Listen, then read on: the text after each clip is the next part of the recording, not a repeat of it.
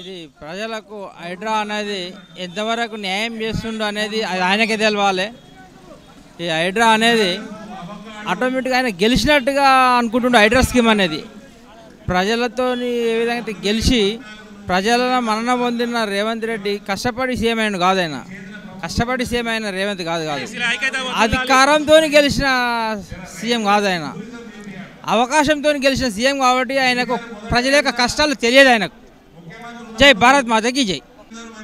అందరికీ నమస్కారం.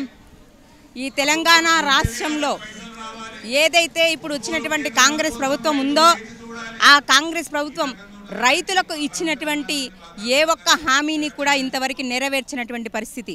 ఈ తెలంగాణ రాష్ట్ర రైతులందరికీ ఇంతకుముందు గత ప్రభుత్వమైన బీఆర్ఎస్ ప్రభుత్వం ఏ విధంగా అయితే మోసం చేసిందో అదేవిధంగా ఇప్పుడు వచ్చినటువంటి కాంగ్రెస్ ప్రభుత్వం కూడా ఇంచుమించుగా 10 నెలలు అయినప్పటికీ కూడా రైతులకు ఇచ్చినటువంటి హామీలన్నీ గాలికి వదిలేసినటువంటి పరిస్థితి.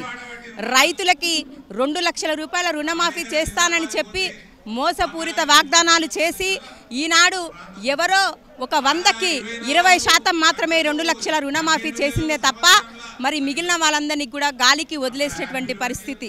రైతులందరికీ కూడా కౌలు రైతులకి మరి 12,000 రూపాయలు ఇస్తానని చెప్పినారు.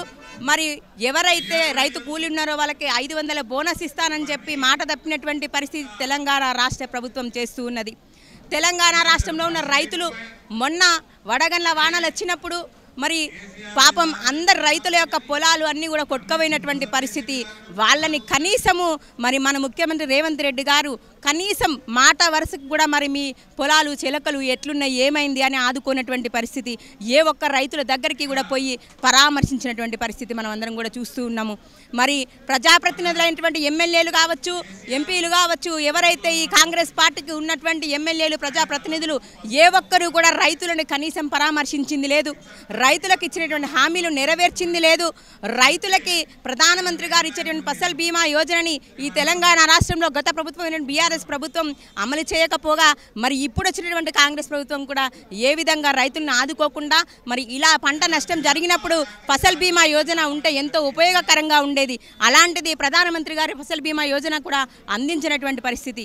ఈ విధంగా రైతులందరినీ కూడా మోసం చేస్తున్నటువంటి ఈ కాంగ్రెస్ ప్రభుత్వానికి బుద్ధి వచ్చేంత వరకు రైతులకు ఇచ్చినటువంటి హామీలన్నీ నెరవేర్చేంత వరకు కూడా మేమందరం కూడా ఈ విధంగానే కొట్లాడతాం.